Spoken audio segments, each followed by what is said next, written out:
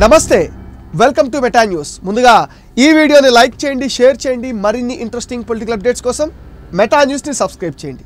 ఇక మ్యాటర్లోకి వస్తే, ఏపీలో కూటమి ప్రభుత్వం వచ్చి ఎన్నో రోజులు కాలేదు.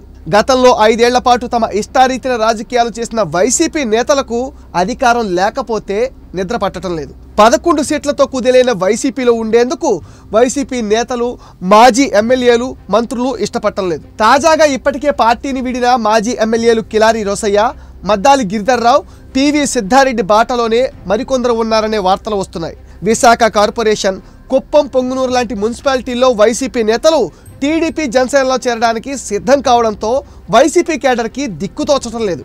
తాజా పరిణామాలు జగన్ని ఉక్కిరిబిక్కిరి చేస్తున్నాయి.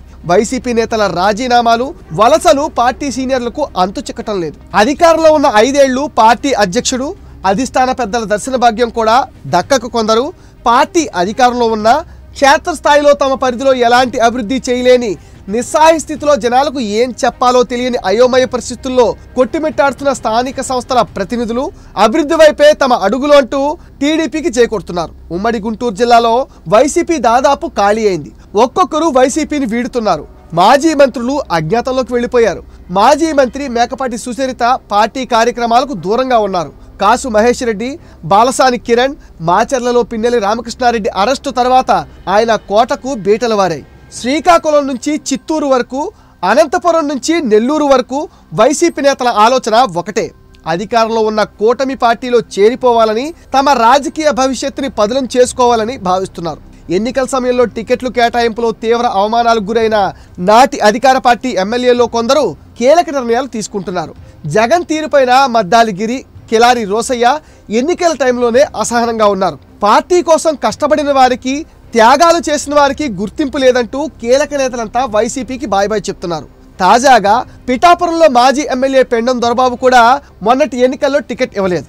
ఎమ్మెల్సీ ఇస్తామని, రాజ్యసభ అవకాశం కల్పిస్తామని చెప్పి చివరికి ఏమీ ఇవ్వకుండా వదిలేసింది. దీంతో ఎన్నికల తర్వాత నుంచి దొరబాబు పార్టీకి దూరంగా ఉంటున్నారు. 2024 ఎన్నికలకు కొద్ది రోజుల ముందు అప్పటి మంత్రి గొమ్మనూరు జయరాం, వైకాపా ఎమ్మెల్యేలు ఎలిజా, ఆర్థర్, ఆదిమూలం, అప్పటి ఎంపీలు రఘురామకృష్ణరాజు, బాలశౌరి, లావు కృష్ణదేవరాయలు, మాగుంట శ్రీనివాసులరెడ్డి, డాక్టర్ సంజీవ్ కుమార్, రాజ్యసభ సభ్యుడు వేమూరి ప్రభాకర్ రెడ్డి లాంటి వారు వైసీపీకి గుడ్ బై చెప్పి బయటకు వచ్చారు.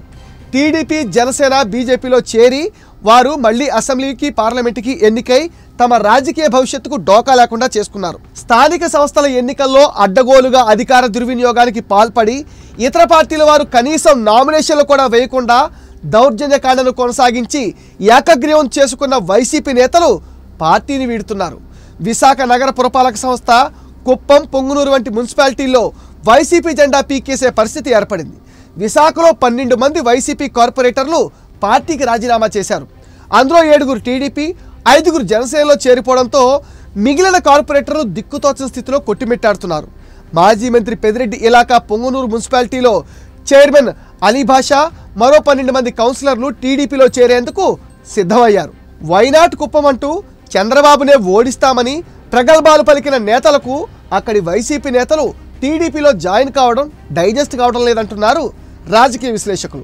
కుప్పంలో వైసీపీ కార్యాలయం శాశ్వతంగా మూతపడింది. అది హోటల్గా మారిపోయింది. కుప్పం మున్సిపాలిటీలో 5 వైసీపీ కౌన్సిలర్లు ఇటీవల ముఖ్యమంత్రి చంద్రబాబు సమక్షంలో టీడీపీలో చేరడంతో అక్కడ పోటీ చేసిన ఎమ్మెల్సీ భరత్కి దిక్కుతోచడం లేదు. అంతేకాదు, కుప్పం నియోజకవర్గానికి చెందిన 15 మంది ఎంపీటీసీ సభ్యులు పసుపు కండువా కప్పుకున్నారు. మరికొందరు వైసీపీ నేతలు పార్టీ మారేందుకు రెడీగా ఉన్నారని TDP MLC doctor Kancharla Srikanth ప్రకటించారు. మొత్తం మీద రాబోయే రోజుల్లో వైసీపీ శిబిరాల నుంచి నేతలు కూటమి పార్టీలో చేరేందుకు క్యూ కట్టడం ఖాయంగా కనిపిస్తోంది. ఇది మెటా న్యూస్ అప్డేట్. ఈ వీడియోని తప్పకుండా లైక్ చేయండి, షేర్ చేయండి. అండ్ ఈ వీడియో పైన మీ విలువైన ఒపీనియన్ని కామెంట్ సెక్షన్లో పోస్ట్ చేయండి. ఫ్రెండ్స్, మీరు ఇచ్చిన సపోర్ట్తోనే ఈరోజు మేము 95Kకి రీచ్ అయ్యామండి. ఈ ఛానల్ని 100K చేయాల్సిన బాధ్యత మీదే. దానికి మీరు చేయాల్సిందల్లా ఈ వీడియోస్ని మీ ఫ్రెండ్స్ అండ్ ఫ్యామిలీకి షేర్ చేయండి. మెటా న్యూస్ని సపోర్ట్ చేయండి, సబ్స్క్రైబ్ చేయండి.